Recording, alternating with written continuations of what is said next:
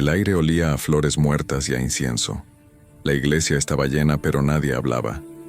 Los murmullos que solían acompañar un funeral, las condolencias murmuradas, los pasos lentos sobre el mármol, parecían haberse disuelto bajo el peso de algo más profundo: la culpa.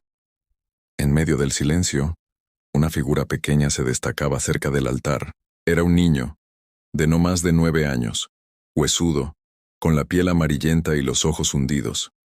Vestía una camisa demasiado grande, sucia, con el cuello roto y las mangas que le colgaban como alas muertas.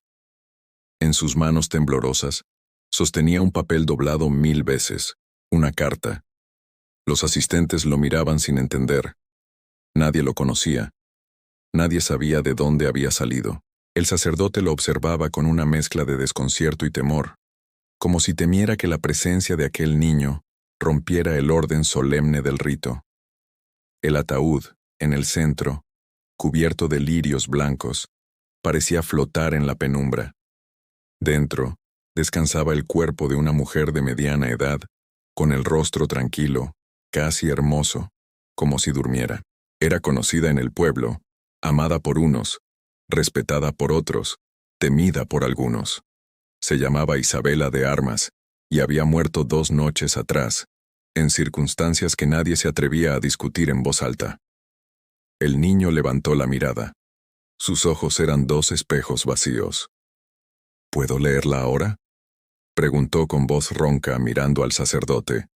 El cura vaciló. Se volvió hacia la familia de la difunta, un grupo de hombres y mujeres bien vestidos, que apenas lograban sostener el decoro del dolor, y buscó una señal.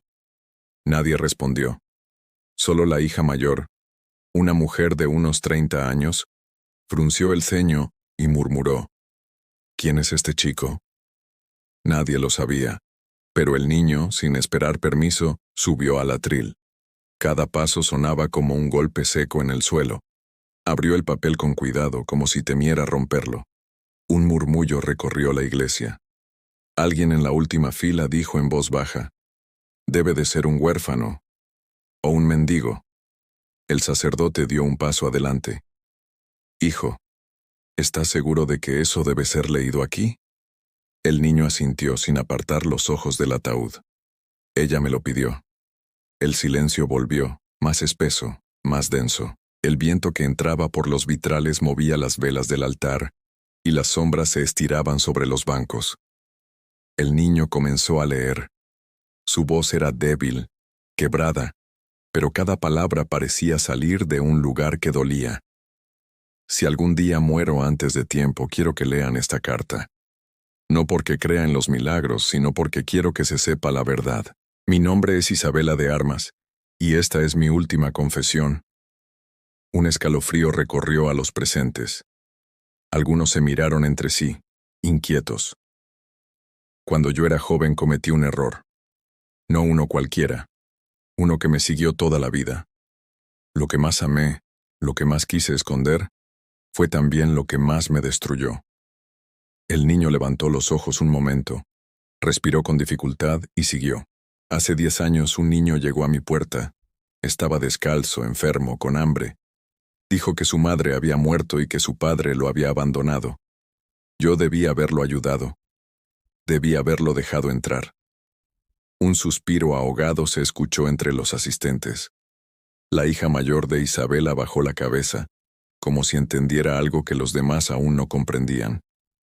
Pero tenía miedo, continuó la carta. Miedo de lo que dirían, miedo de lo que encontrarían si miraban demasiado cerca. Así que lo dejé ir. Lo eché, como si no fuera nada.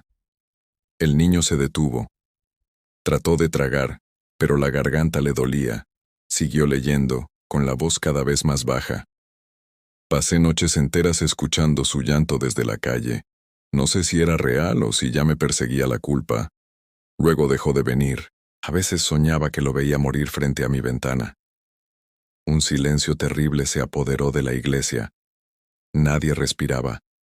El niño bajó la carta un instante, miró el ataúd y dijo, casi sin voz: «No soñaste, señora». Un murmullo recorrió el lugar. Algunos se persignaron, otros se inclinaron hacia adelante, buscando entender. El sacerdote dio un paso hacia el niño. ¿Qué estás diciendo? El pequeño levantó la carta otra vez. Sigo leyendo. Es lo que ella quiso. Y continuó. Si algún día ese niño vuelve, si aún vive, quiero que sepa que lo busqué, que no pude olvidarlo, que lo que me quitó la paz fue no haberlo amado cuando más lo necesitaba. El niño empezó a llorar, pero no dejó de leer. A veces pienso que si hubiera tenido el valor de mirarlo a los ojos, habría reconocido algo que siempre supe, que era mío. Un grito ahogado escapó de entre los presentes. La hija mayor se levantó temblando. «Basta. Esto es una farsa. ¿Quién le dio esa carta?» El niño la miró, los labios temblando. Ella. La noche antes de morir. El sacerdote intentó intervenir, pero el pequeño levantó la voz con una fuerza que nadie esperaba. No miento. Ella me llamó. Me pidió perdón. Dijo que el cielo la estaba esperando, pero que no podía irse sin dejar la verdad aquí abajo. Sus palabras resonaron por toda la iglesia. El eco se mezclaba con el viento, con el crujido de las bancas, con los suspiros contenidos. «¿Y quién eres tú, niño?», preguntó el sacerdote con la voz tensa. El pequeño dobló lentamente la carta, la guardó en el bolsillo y dijo, «El niño que dejó morir en la calle». La multitud contuvo la respiración. Una mujer dejó caer su rosario, otra se tapó la boca. El niño avanzó hasta el ataúd. Sus pasos eran tan lentos que el tiempo pareció detenerse. Tocó la madera con los dedos sucios y fríos. «Pero yo no morí, señora, y esperé. Todos estos años esperé». Las lágrimas corrían sin sonido por su rostro. «Esperé que vinieras por mí». El sacerdote bajó la cabeza. Algunos asistentes comenzaron a salir, como si no soportaran más la vergüenza o el peso invisible que llenaba el aire. El niño se quedó solo frente al ataúd. Sacó de su bolsillo una piedra envuelta en un pañuelo y la dejó sobre la tapa. «Es del lugar donde me dejaste», dijo en voz baja, «para que recuerdes allá arriba lo que hiciste aquí abajo». Se giró para marcharse, pero algo en el altar lo detuvo. La cruz. La figura del Cristo, clavado y silencioso. «Tú también sabes lo que es ser abandonado, ¿verdad?», murmuró, y salió caminando, despacio, sin mirar atrás. Afuera, la lluvia comenzó a caer. Nadie se atrevió a detenerlo. Solo el viento movió las flores del ataúd, dejando ver entre los lirios una fotografía vieja, la de una mujer joven, sonriente, sosteniendo a un bebé en brazos, el mismo niño que acababa de marcharse. La lluvia caía sin descanso, convirtiendo las calles en un espejo roto de luces mortecinas y charcos de barro. El niño avanzaba despacio, con el papel empapado en el bolsillo, sin saber si temblaba por frío o por lo que acababa de decir frente a todos. Sus pies descalzos se hundían en el lodo y cada paso dolía. Pero no se detenía. No podía hacerlo. Atrás quedaba la iglesia, las caras horrorizadas, los murmullos que lo perseguían como ecos deformes. Sabía que muchos lo tomarían por un mentiroso, por un loco. Pero en el fondo, nada de eso importaba. Isabela había muerto sabiendo que él existía, y eso, por cruel que fuera, era una forma de justicia. El cielo tronó. Se refugió bajo el toldo de una vieja tienda cerrada y se acurrucó, abrazando sus rodillas. El sonido de la lluvia lo envolvía, como un murmullo sin palabras. Tenía hambre, tenía fiebre, pero no tenía miedo. Por primera vez, no lo tenía. Sacó la carta. El papel estaba arrugado y húmedo, pero aún podía leer las letras torcidas, escritas con una tinta que parecía haber llorado con ella. En la parte trasera, algo que no había visto antes. Una dirección, escrita con temblor. Calle Santa Elena, número 24. El niño levantó la cabeza. Conocía ese lugar. Era la casa vieja donde, según los rumores, había vivido Isabela antes de mudarse a la mansión. Nadie se acercaba allí desde hacía años.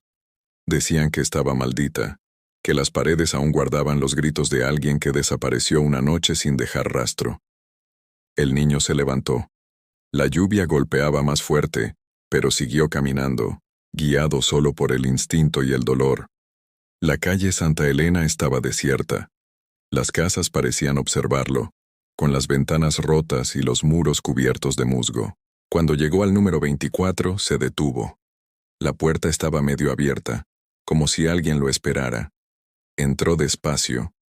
El aire olía a humedad y madera podrida. Todo estaba cubierto de polvo. Los retratos, los muebles, los recuerdos. Caminó entre los restos del pasado, hasta llegar a una mesa donde había una caja de madera, pequeña, con una cerradura oxidada. Trató de abrirla, pero estaba sellada. Buscó una herramienta, algo con que forzarla, hasta que encontró un cuchillo viejo en el suelo. Con esfuerzo, la cerradura cedió con un chasquido. Dentro había papeles amarillentos, fotografías antiguas y una cadena con un medallón. El niño lo abrió. Dentro, una foto diminuta. Isabela, joven, sosteniendo a un bebé, y detrás, una inscripción grabada: mi pequeño Tomás, mi razón perdida. El nombre lo golpeó como un trueno. Tomás. Nadie lo había llamado así desde que podía recordar.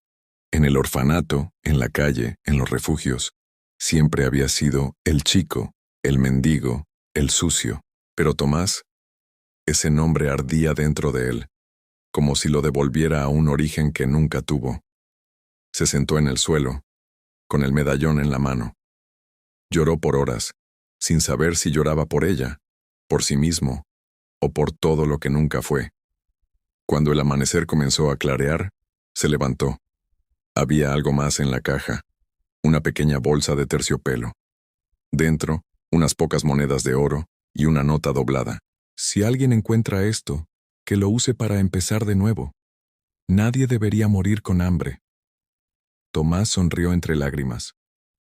Era poco, pero era más de lo que había tenido en toda su vida. Salió de la casa con el medallón al cuello.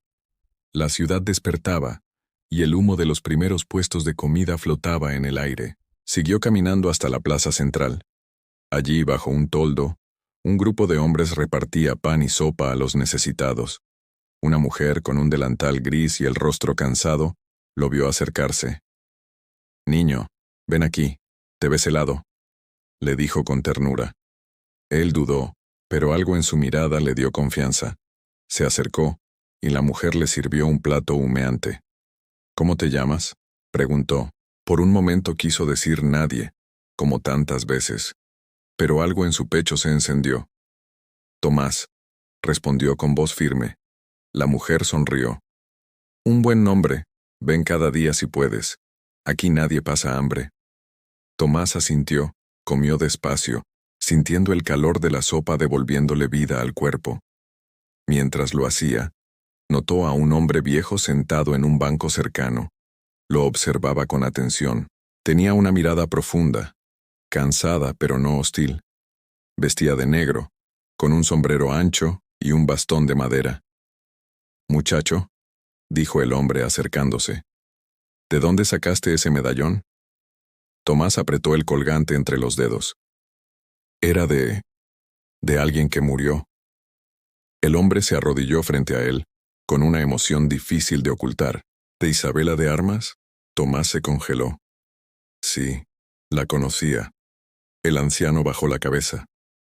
Yo también. Ella era mi hermana. Tomás se quedó sin aire. El hombre lo miró con lágrimas en los ojos. Eras tú, ¿verdad? El niño que desapareció. El corazón de Tomás empezó a latir con fuerza. ¿Cómo sabe eso? El anciano respiró hondo. Porque yo estuve allí. Yo fui quien la obligó a dejarte. El silencio cayó entre los dos, pesado, insoportable. Tomás no entendía. ¿Por qué? El viejo temblaba. Porque su embarazo habría destruido a la familia. Éramos orgullosos, crueles, y no podíamos soportar el escándalo. Pensamos que hacíamos lo correcto, pero desde esa noche mi hermana nunca volvió a sonreír. El niño lo miró sin poder pronunciar palabra. El anciano se levantó con los ojos húmedos. Si pudiera cambiar algo, hijo. Si pudiera... Tomás lo interrumpió con voz baja. No soy tu hijo. Y se marchó. El anciano no lo siguió. Se quedó de pie, con la lluvia cayendo sobre su sombrero, mientras el niño se alejaba con paso firme. Pero al doblar la esquina, Tomás se detuvo. Sacó el medallón, lo miró por un largo momento y lo besó. Porque aunque la rabia lo quemaba, una parte de él sabía que, al final, la verdad también era una forma de amor, aunque doliera. Siguió caminando sin rumbo. En algún punto, pasaría frente a una pared donde alguien había pintado, con letras grandes y torcidas: la sangre no se elige, pero la bondad sí. Y Tomás, sin saber por qué, sonrió. El día amaneció con un sol pálido, como si el cielo aún no se atreviera a brillar del todo. Tomás caminaba sin rumbo fijo, con el estómago vacío pero el corazón lleno de preguntas que no podía responder. Cada paso lo alejaba de la plaza, de la iglesia, de la casa vieja donde había encontrado el medallón. El aire tenía ese olor agrio de las ciudades grandes al despertar: humo, pan recién hecho y polvo. En sus manos, el papel con la dirección ya se había convertido en un pedazo de barro. Pero él lo guardaba igual, como un amuleto inútil. El eco de las palabras del anciano seguía resonando en su cabeza. Yo fui quien la obligó a dejarte. No podía sacárselas. Era como si le hubieran clavado una espina en el alma. De pronto, se dio cuenta de que, por primera vez, alguien le había dicho algo que parecía una verdad. Y esa verdad, aunque dolorosa, lo hacía sentir parte de algo más grande que su miseria. Se detuvo frente a una vidriera donde se reflejaba. Era apenas un espectro de niño, flaco, pálido, con los ojos hundidos y el cabello pegado al cráneo. Por un instante, pensó que Isabela no lo reconocería, ni siquiera si regresara del cielo. Y sin embargo, ella lo había reconocido en su carta, ella lo había amado. Eso bastaba. Siguió caminando hasta llegar al cementerio otra vez. La lluvia había dejado el suelo cubierto de hojas. La tumba de Isabela estaba llena de flores marchitas y cartas sin abrir. Nadie se atrevía a tocarlas. Tomás se arrodilló y colocó el medallón sobre la lápida. No me queda mucho de ti, susurró, pero te dejo lo único que tengo. Una voz suave lo sobresaltó. ¿Eres tú el niño de la carta? Giró lentamente. Era una mujer joven, vestida de negro con el cabello recogido y los ojos llenos de curiosidad y tristeza. Sostenía una carpeta contra el pecho. Te vi en el funeral, continuó. Trabajo en el periódico. No dejaban de hablar de ti. Tomás retrocedió un paso. No quiero hablar con nadie. Ella se arrodilló frente a él, sin invadirlo. Solo quiero entender lo que pasó. Dijiste que ella era tu madre. El niño asintió en silencio. La mujer bajó la mirada. Nadie lo sabía. Todos pensaban que Isabela no tenía familia. Yo tampoco la tuve, dijo él con amargura. Ella suspiró. Si me dejas contar tu historia, podría ayudarte. Tal vez alguien más recuerde algo. Tomás dudó.